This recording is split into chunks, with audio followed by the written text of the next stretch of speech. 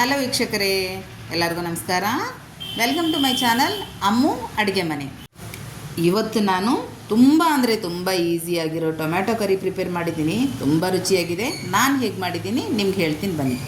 ಮೊದಲನೇದಾಗಿ ಇದೆಲ್ಲದಕ್ಕೋಸ್ಕರ ಒಣಮೆಣಸಿನ್ಕಾಯಿ, ಸುಲಿದಿಟ್ಕೊಂಡಿರೋ ಬೆಳ್ಳುಳ್ಳಿ, ಕರಿಬೇವು, ಹಾಗೆಯೇ ಒಂದು 3 ಈರುಳ್ಳಿ, ಒಂದು ಅರ್ಧ ಕಿಲೋ ಟೊಮ್ಯಾಟೊ, ಹಾಗೆ ಖಾರಕ್ಕೆ ತಕ್ಕಷ್ಟು ಮೆಣಸಿನ್ಕಾಯಿ. ಮೊದಲನೇದಾಗಿ ಒಂದು ಪಾತ್ರೆ ತೊಗೊಂಡು ಅದರಲ್ಲಿ ಎಣ್ಣೆ ಹಾಕ್ಕೊಂಡ್ಬಿಟ್ಟು ಜೀರಿಗೆ ಹಾಕ್ಕೋಬೇಕು. ಜೀರಿಗೆ ಜೀರ್ಣಕ್ಕೆ ತುಂಬ ಒಳ್ಳೆಯದು. ಸೊ ನಾವು ಯಾವುದೇ ತಿಂದ್ರೂ ಚೆನ್ನಾಗಿ ಜೀರ್ಣ ಆಗುತ್ತೆ ಜೀರಿಗೆ ಬಳಸೋದ್ರಿಂದ. ಇದಕ್ಕೆ ಒಣಮೆಣಸಿನ್ಕಾಯಿ ಹಾಕ್ಕೊಂಡು ಒಣಮೆಣಸಿನ್ಕಾಯಿ 1 ಸೆಕೆಂಡ್ ಫ್ರೈ ಆದಮೇಲೆ ಕರಿಬೇವು ಹಾಕ್ಕೊಂಡ್ಬಿಡ್ಬೇಕು. ನಂತರ ಇದಕ್ಕೆ ಸುಲಿದಿಟ್ಕೊಂಡಿರೋ ಬೆಳ್ಳುಳ್ಳಿ ನೀವು ಎಷ್ಟು ಬೇಕಾದರೂ ಹಾಕ್ಬೋದು, ಒಂದು ಹಿಡಿ ಅಷ್ಟಾದರೂ ಹಾಕ್ಬೋದು. ಈಗ ನೆಕ್ಸ್ಟ್ ಇದಕ್ಕೆ ಹೆಚ್ಚಿಟ್ಕೊಂಡಿರೋ ಈರುಳ್ಳಿ ಮತ್ತು ಹಸಿರು ಮೆಣಸಿನ್ಕಾಯಿ ಹಾಕ್ಕೊಂಡು ತಕ್ಷಣ ಇದಕ್ಕೆ ಅರಿಶಿಣ ಮತ್ತು ಉಪ್ಪು ಹಾಕ್ಕೊಂಡ್ಬಿಡ್ಬೇಕು. ಉಪ್ಪು ನೋಡಿ ಹಾಕ್ಕೊಳ್ಳಿ, ಕಮ್ಮಿ ಆದರೆ ಲಾಸ್ಟಲ್ಲಿ ಮತ್ತೆ ಹಾಕ್ಕೋಬೋದು.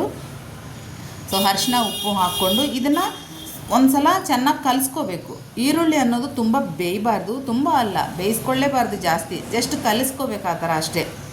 ಈ ಥರ ಕಲಿಸ್ಕೊಂಡ ನಂತರ ಇದಕ್ಕೆ ನಾವು ಹೆಚ್ಚಿಟ್ಕೊಂಡಿದ್ದ ಟೊಮ್ಯಾಟೊ ಏನಿದೆ ಅಲ್ಲ, ಸೊ ಅದನ್ನು ಹಾಕ್ಕೊಂಡ್ಬಿಡ್ಬೇಕು. ಈರುಳ್ಳಿ ನಾವು ತಿನ್ನಬೇಕಾದ್ರೆ, ಊಟ ಮಾಡಬೇಕಾದ್ರೆ ಆ ಈರುಳ್ಳಿ ನಮಗೆ ಆ ಟೆಂಪರ್ ಅನ್ನೋದು ಗೊತ್ತಾಗಬೇಕು. ಸೊ ಅದಕ್ಕೆ ಈರುಳ್ಳಿ ಜಾಸ್ತಿ ಬೇಯಬಾರ್ದು. ಇದಕ್ಕೆ ಟೊಮ್ಯಾಟೊ ಹಾಕ್ಕೊಂಡ್ಬಿಟ್ಟು ಚೆನ್ನಾಗಿ ಒಂದು ಸಲ ತಿರುಗಿಸ್ಕೊಂಡು ಇದನ್ನು ಮುಚ್ಚಿಟ್ಬಿಟ್ಟು ಸ್ವಲ್ಪ ಟೊಮ್ಯಾಟೊ ಮೆತ್ತಗಾಗೋವರೆಗೂ ಬಿಡಬೇಕು. ನೆಕ್ಸ್ಟ್ ಇದಕ್ಕೆ ಖಾರ ಪುಡಿ. ನಾನು ಎಲ್ಲದಕ್ಕೂ ಪ್ಲೇನ್ ಖಾರ, ಬರೀ ಮೆಣಸಿನ್ಕಾಯಿ ಪುಡಿ ಇದು. ಸೊ ಇದು ನಿಮಗೆ ಖಾರಕ್ಕೆ ತಕ್ಕಷ್ಟು ಹಾಕ್ಕೊಂಬಿಡಿ. ನಂತರ ಇವಾಗ ಇದನ್ನು ಮತ್ತೆ ನಾವು ಸ್ವಲ್ಪ ಹೊತ್ತು ಮುಚ್ಚಿಟ್ಬಿಟ್ಟು ಬೇಯಿಸ್ಕೊಂಬಿಡೋಣ.